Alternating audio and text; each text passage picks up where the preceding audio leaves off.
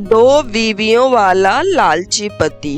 Hello दोस्तों, tunes by नूतन में आपका स्वागत है।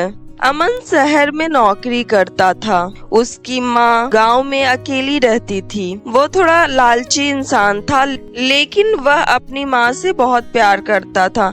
अमन के पिता को गुजरे 10 साल हो गए थे। अमन अपनी माँ का ख्याल बहुत अच्छे से रखता था।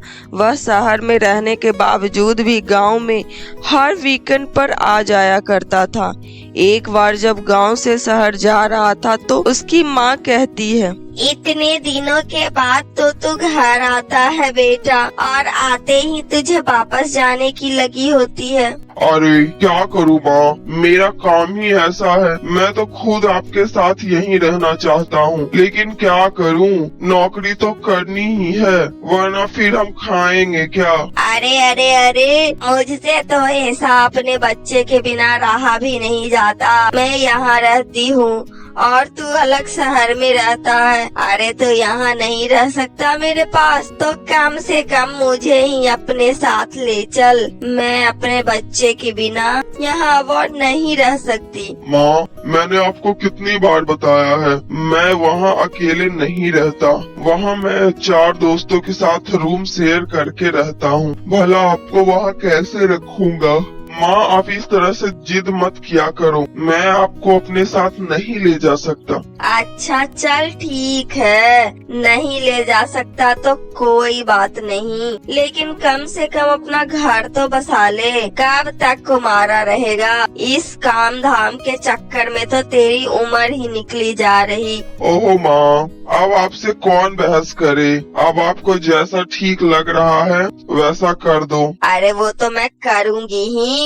अगर तेरे ऊपर छोड़ दी ये जिम्मेदारी तो तूने तो फिर कर ली शादी। समय बीतता है और गायत्री अपने बेटे अमन के लिए लड़कियां ढूंढनी शुरू कर देती है। कुछ ही महीनों में उसे अमन के लिए राधिका नाम की एक लड़की पसंद आ जाती है। राधिका दिखने में तो काफी सुंदर थी, उसका स्वभाव भी बहुत सरल और संस्कारी था।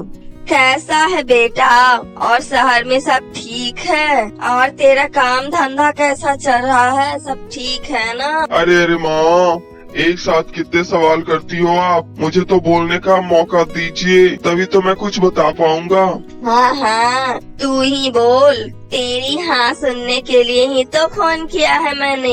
मेरी हाँ सुनने के लिए? क्या मतलब है आपका? मैं कुछ समझा नहीं। माँ, आप साफ साफ बताएंगी आप कहना क्या चाहती हैं, या यूं ही पहेलियाँ बुझाती रहेगी? अरे अरे अरे, बताती हूँ। मैंने तेरे लिए एक बहुत ही सुंदर लड़की देखी है, मुझे तो बहुत पसंद आई है। एक बार तू यहाँ आ जा और लड़की को देख जा। अगर तुझे पसंद आ गई तो झट मंगनी पट ब्याह करा दूंगी तेरा। अरे माँ, क्या तुम भी जब देखो तब शादी, इसके अलावा कोई काम धंधा नहीं है क्या आपको?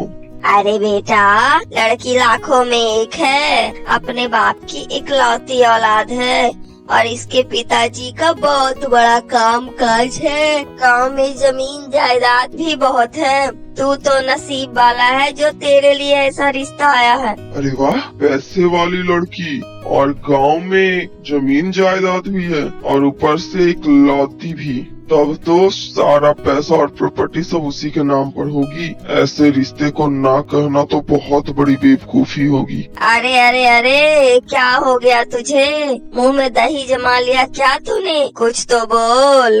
अरे माँ, जब लड़की आपको पसंद ही है तो इसमें मैं क्या बोल सकता हूँ। आप जो भी करोगी वो अच्छा ही करोगी। अरे वाह बेटा, तूने तो मेरा मन ही खुश कर दिया। मैं कल ही पंडित जी से मुहूर्त निकलवा कर शादी की बात पक्की करती हूँ। अमन के मुंह से हाँ सुनकर गायत्री तुरंत ही राधिका से अपने बेटे अमन का रिश्ता पक्का करवा देती है और शादी के कुछ ही दिनों में राधिका और अमन की शादी भी हो जाती है। शादी के कुछ दिनों बाद, अरे बेटा, कहाँ जा रहा है, वो भी बहू के बिना? अरे माँ ऑफिस जा रहा हूँ, और कहाँ।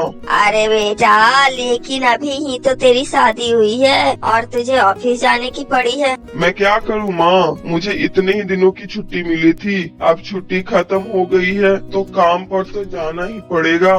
और अब अगर और छुट्टी ली तो वो लोग मुझे नौकरी से बाहर निकाल देंगे। अच्छा ठीक है, लेकिन बहू को तो अपने साथ ले जा, वो यहाँ अकेली रहकर क्या करेगी? अरे माँ, मैंने आपको बताया तो था कि मैं वहाँ कैसे रहता हूँ, वहाँ राधिका को लेकर कैसे जाऊँगा मैं। कोई बात नहीं माँ जी, मैं यहाँ रहकर आपकी सेवा करूँगी और छुट्टियों वाले दिन तो ये आ ही जाते हैं। हाँ माँ, राधिका बिल्कुल सही कह रही है। और देखो राधिका कितनी समझदार है, वो कितने अच्छे से मेरी परिस्थिति को समझती है, और आप भी जरा कुछ सीख लीजिए इससे। अमन अपनी शादी के बाद अपने ऑफिस जाता है, लेकिन वो जैसे ही ऑफिस में अपनी शादी के बारे में बताने वाला होता है कि तभी उसकी ऑफिस की दोस्त मालिनी उससे बात करने के लिए उसके पास आ जाती है। ओह अमन, तुम कहाँ चले गए थे? तुम्हें पता है ना कि मैंने तुम्हें कितना मिस किया। अरे मालिनी, मैं तो अपनी शादी में गया था और तुम भला मुझे क्यों मिस करने लगी? अरे यार अमन, ये शादी वादी का मजाक तुम मेरे सामने मत किया करो। अरे यार मालिनी, ये क्या हो गया है एकदम से तुम्हें? तुम्हारा दिमाग तो ठीक है ना? क्या बहकी बहकी बातें कर रही है? क्या तुम्हें सच में कुछ नहीं समझ आता या तुम जानबूझकर मेरे साथ ऐसा करते हो? हाँ, पूरा ऑफिस जानता है कि मैं तुमसे कितना प्यार करती हूँ, लेकिन एक तुम हो कि जिसे मेरा प्यार दिखाई ही नहीं देता। कैसे इंसान हो तुम? सच्चे प्यार की तो तुम्हें कोई वैल्यू ही नहीं है। क्या कहा तुमने? प्यार? वो भी मुझसे?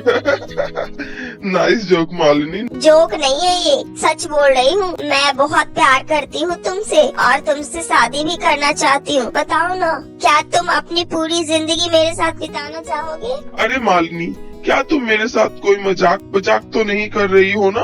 अरे यार, अब मैं तुम्हें कैसे यकीन दिलाऊं कि मैं सच में तुमसे बहुत प्यार करती हूँ। I really love you. अब अमन सोच में पड़ गया। अरे यार, ये मेरे साथ क्या हो रहा है? पहले सुधा जैसी सुंदर सुशील और अमीर लड़की मिल गई, और अब मालिनी जैसी हॉट और सेल्फ इंडिपेंडेंट और कमाऊ लड़की। वाकई मेरी किस्मत बहुत अच्छी है, लेकिन अब मैं क्या करूं? अगर पहले पता होता कि ये मुझसे प्रपोज करने वाली है और मुझसे इतना प्यार करती है तो मैं तो इसी से शादी कर लेता, लेकिन अब क्या?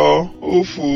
अरे अमन, ये तुम किस सोच में डूब गए? क्या सचमुच में तुम्हें शादी तो नहीं कर ली? अरे नहीं, वो तो मैं तुमसे मजाक कर रहा था। मैंने तुम्हारे मुंह से आई लव यू सुनने के लिए ये सब किया था। क्या सच में? हाँ नहीं तो क्या? मतलब तुम भी मुझसे प्यार करते हो? हाँ मालिनी, मैं भी तुमसे बहुत प्यार करता हूँ, लेकिन डर के मारे मैंने कभी तुमसे कहा ही नहीं। I love you Malini. अरे अब तो जल्दी ही हमें हमारी फैमिली से बात करके शादी कर लेनी चाहिए अमन। हाँ, लेकिन मेरे घर वाले तुम्हें एक्सेप्ट नहीं करेंगे मालिनी। हमें अपने घर वालों से छुप कर ही ये शादी करनी होगी। लेकिन क्यों अमन? तुम्हारे घर वाले मुझे क्यों एक्सेप्ट नहीं करेंगे? मुझ में कोई कमी है क्या? अरे नहीं, कमी और तुम में नहीं, कमी तो मेरे घर वालों में है, उनकी सोच में है मालिनी। मेरे भैया ने भी माँ पापा के खिलाफ जाकर लव मैरिज की थी, तब से लेकर आज तक मम्मी पापा ने कभी उनसे बात नहीं की और ना ही उन्हें कभी घर पे कदम रखने दिया। मैं नहीं चाहता कि हमारे साथ भी ऐसा ही हो। मैं धीरे धीरे माँ पापा को समझाने की कोशिश करूंगा कि आज का जमाना उनके जमाने जैसा नहीं है। तुम देखना, मम्मी पापा एक ना एक दिन जरूर मान जाएंगे और हमारे प्यार को जरूर एक्सेप्ट करेंगे। ठीक है अमन, अगर ऐसा है तो चलो तुम्हारे घर वालों को बिना बताए ही शादी कर लेते हैं। लेकिन मालिनी, तुम मुझसे शादी क्यों करना चाहती हूँ? मेरे पास तो अपना घर भी नहीं है, मैं तो खुद अपने दोस्तों के साथ शेयरिंग में रहता हूँ। मैं तुम्हें कहाँ रखूंगा? तुम चिंता मत करो अमन, मैं तो तुमसे प्यार करती हूँ, तुम्हारे अमीरी गरीबी के स्टेटस और पैसों से नहीं। लेकिन मैं तो तुम्हारे पैसों से ही प्यार करता हूँ। अरे ये क्या, तुम फिर किसी सोच में खो गए? कुछ नहीं, बस घर के बारे में ही सोच रहा था। अरे तुम टेंशन क्यों लेते हो? मैं हूँ ना, तुम चिंता मत करो, घर का इंतजाम मैं कर दूंगी। लेकिन मालिनी, तुम कैसे घर? लेकिन कुछ नहीं, तुम मुझसे प्यार करते हो, मेरे लिए वही काफी है। मालिनी के पैसों के लालच में आकर अमन मालिनी से भी शादी कर लेता है और मालिनी के खरीदे हुए बंगले में ही रहने लगता है और कुछ दिन अपनी माँ और पहली पत्नी राधिका से भी मिलने जाता है। वो सब कुछ मैनेज इस तरह से करता है कि किसी को भी उस पर कोई शक नहीं होता। ऐसे ही कई दिन गुजर जाते हैं। एक दिन वो मालिनी से कहता है, मालिनी, मैं माँ पापा के पास कुछ दिनों के लिए गांव जा रहा हूँ। तुम्हें कोई जरूरत हो तो मुझे कॉल कर देना। अरे यार अमन, हम लोग कब तक तुम्हारे मम्मी पापा से अपनी शादी की बात छुपाएंगे? कभी न कभी तो सच्चाई बतानी ही पड़ेगी ना। और मुझे भी तुम्हारे मम्मी पापा से मिलने का बड़ा मन करता है। क्यों न उन्हें अभी बता दे और क्यों न उन्हें अपने साथ रख ले। पागल वागल हो गई हो क्या? भूल कर भी तुम ऐसा मत करना। उनकी माफी मिलने का जो थोड़ा बहुत भी चांस है वो भी हाथ से निकल जाएगा। इसलिए प्लीज कोई जल्दबाजी मत करो। ठीक है, तो फिर तुम जाओ, मिल आओ अपने पेरेंट्स से। अब अमन अपने घर अपनी माँ और पहली पत्नी राधिका के पास जाता और कुछ दिन वहाँ रुककर वापस शहर के लिए निकलने लगता है। अरे ओ महाराज, जब से तेरी शादी हुई है तब से देख रही हूँ महीने में कुछ दिन यहाँ रुकता है। बाकी क्या तुझे बहू की जरा भी ख्याल नहीं आता? वो बेचारी तेरी फिक्र में यहाँ परेशान रहती है और तुझे कुछ पड़ी ही नहीं है। अरे माँ, मैं क्या करूँ? मेरी जॉब ही ऐसी है। अरे अरे अरे, आग लगे ऐसी जॉब को जिसमें इंसान कुछ पल सुख चैन से अपने परिवार के साथ समय न बिता सके। अरे माँ, क्या अभी अब फिर शुरू मत हो जाइए। चुपचाप बैठता है कि नहीं तू यहाँ पे? यदि तू इस घर से बाहर निकला तो तेरी खैर नहीं। पर माँ। चुप हो जा नालायक। यदि तू बहू के बिना घर से बाहर निकला तो तेरी टांगे तोड़ दूंगी मैं। ओह नो, अब ये क्या नया ड्रामा है? यदि मालिनी के पास नहीं पहुंचा तो वो फोन कर करके मेरा दिमाग खराब कर देगी, और यदि यहाँ से बाहर निकला तो माँ मेरी वोट लगा देगी। अब मैं क्या करूँ? उफ, अरे हाँ, मालिनी को फोन करके ये बोल देता हूँ कि मेरे पापा की तबीयत खराब है। उसे क्या पता कि मेरे पापा को मरे हुए 10 साल हो गए। अब अमन अपनी माँ और पत्नी से छुप छुपाकर मालिनी को फोन करता है और उससे अपने पापा के तबीयत खराब होने के बहाना बनाकर गांव में ही रुक जाता है। अब अमन को अपने घर पे रुके 15 दिन बीत जाते हैं और वो मालिनी के फोन से परेशान होकर अपना फोन भी बंद कर देता है। ओह गॉड, मैं कितने दिनों से अमन को फोन कर रही हूँ लेकिन उसका फोन ही ऑफ आ रहा है। मुझे तो लगता है उसके पापा की तबीयत कुछ ज्यादा ही खराब है। मुझे जाकर पता लगाना पड़ेगा। फिर मालिनी ऑफिस से अमन का एड्रेस पता करके उसके गाँव चली जाती है। क्या ये अमन का घर है? हाँ हाँ, अमन मेरा ही बेटा है। लेकिन आप कौन? माँ जी नमस्ते, माफ कीजिएगा, हमने डर के मारे आपको कुछ नहीं बताया। मैं अमन की पत्नी मालिनी हूँ। अमन ने बताया था कि पापा की तबीयत खराब हो गई है, इसलिए वो यहीं रुकेगा और अब वो मेरा फोन भी नहीं उठा रहा। हे, क्या बकवास कर रही है लड़की? पागल वागल हो गई है क्या? तू अमन की पत्नी है? दिमाग तो ठिकाने पर है ना तेरा? नशा वशा करके आई है क्या? अमन के पापा को मरे हुए तो 10 साल से ऊपर हो गए और उनकी तबीयत कैसे खराब हो सकती है? बता भला। क्या?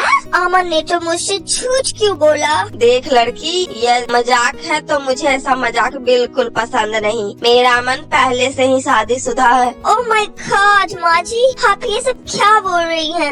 अमन ने मुझसे शादी की है मंदिर में। रुक तू यहीं, दूध का दूध और पानी का पानी कर देती हूँ मैं अभी के अभी। अमन, ओ अमन, अरे बेटे जरा इधर तो आना। गायत्री के बुलाने पर अमन और राधिका जल्दी से अपने कमरे से बाहर आ जाते हैं। मालिनी को अपनी माँ के साथ देखते ही अमन के तो होश उड़ जाते हैं। अमन, तुमने मुझसे झूठ क्यों बोला? मालिनी, मैंने मना किया था ना तुम्हें यहाँ आने के लिए। अमन, तुमने मेरे साथ ऐसा क्यों किया? तुम सच बताते हो या मैं पुलिस को बुलाऊं? पुलिस की धमकी सुनकर सबको सारी सच्चाई अमन बता देता है। मुझे तुमसे ये उम्मीद नहीं थी अमन। मुझे तो लगा था कि तुम सिर्फ मुझसे प्यार करते हो, लेकिन तुम तो सिर्फ मेरे पैसों से प्यार करते थे। I hate you. मैं आज ही अपने लायर को बुलवा कर तुम्हें डिवोर्स के पेपर भिजवाती हूँ। माँ जी, मैं भी ऐसे इंसान के साथ नहीं रह सकती जो सिर्फ झूठ बोलता है। मैं भी जा रही हूँ, अपने डिवोर्स पेपर जल्दी ही भिजवा दूंगी। तो दोस्तों, ज्यादा लालच के चक्कर में न तो अमन घर का रहता है और न ही घाट का। मालिनी और राधिका दोनों ही उसे छोड़कर चली जाती हैं और उनकी इन हरकतों के कारण उसे ऑफिस से भी निकाल दिया जाता है और फिर उसे